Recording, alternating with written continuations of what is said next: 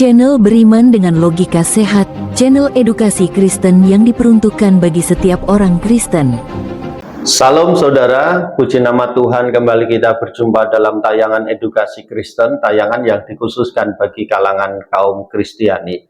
Saudaraku, dalam tayangan kali ini kita akan belajar bersama-sama tentang Yesus bukan sekadar nabi biasa. Para nabi dalam Alkitab digambarkan sebagai pelaksana berbagai peran khusus. Pertama, nabi-nabi adalah utusan Allah.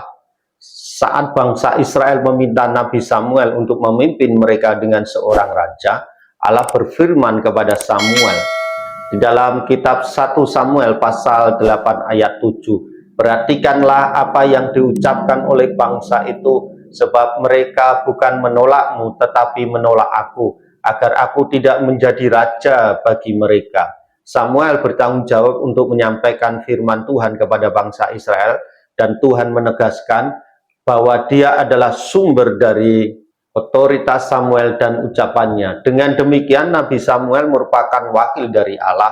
Sebagian bagian lain dalam Perjanjian Lama juga memiliki ungkapan seperti firman Tuhan datang kepada, yang menunjukkan asal pesan tersebut adalah Allah itu sendiri dan bukan dari nabi itu sendiri. Contohnya bisa kita perhatikan dalam kasusnya Samuel. Serupa dengan hal itu, Yesus menyampaikan sebuah pesan ilahi, pengajaranku tidak muncul dari diriku sendiri, melainkan dari Dia yang telah mengutus aku.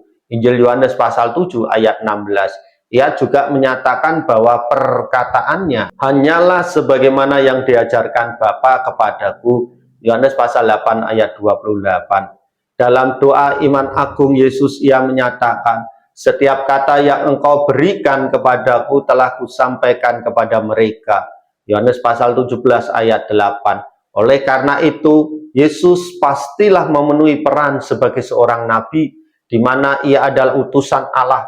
Peran tambahan seorang nabi di dalam Alkitab adalah mengkomunikasikan pesan nubuat, yaitu nubuat atau ramalan atau prediksi mengenai peristiwa yang akan datang melalui wahyu ilahi.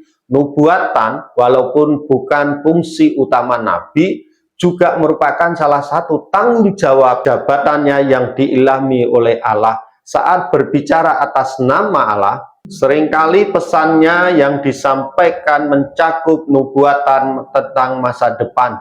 Yesus menubuatkan yang akan datang saat ia mengatakan kepada murid, ia akan pergi ke Yerusalem dan mengalami banyak penderitaan dari para tua-tua, imam-imam kepala dan ahli-ahli Taurat, kemudian dibunuh dan bangkit pada hari yang ketiga.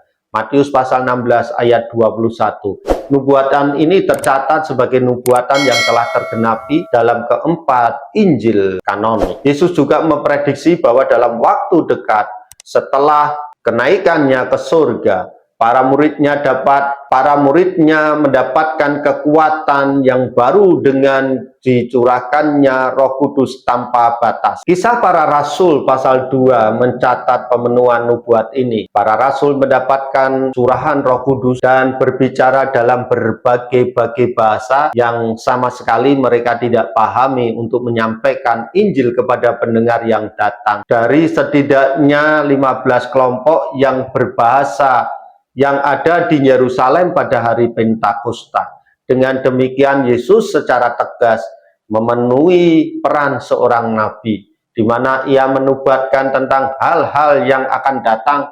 Sebuah peran ketiga dari para nabi adalah melakukan penyembuhan dan menciptakan mukjizat.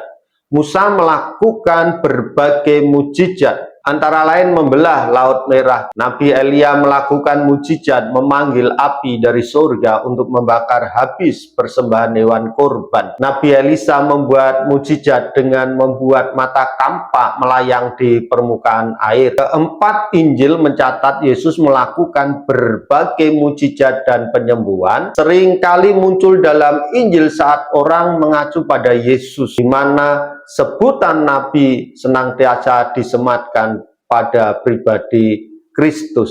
Yesus juga merujuk pada dirinya sebagai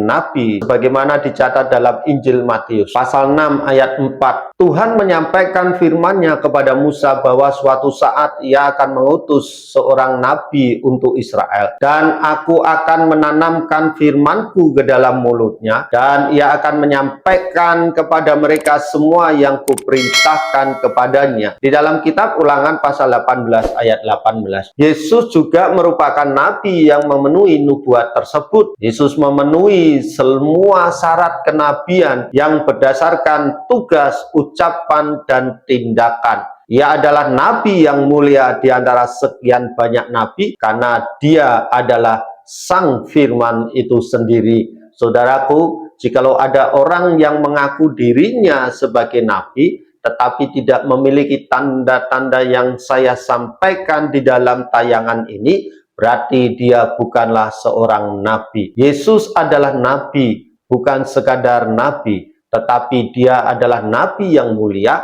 karena dia adalah Sang Firman yang turun menjadi manusia untuk melakukan kehendak Allah, yaitu menyelamatkan manusia yang berdosa. Puji nama Tuhan. Tuhan Yesus memberkati.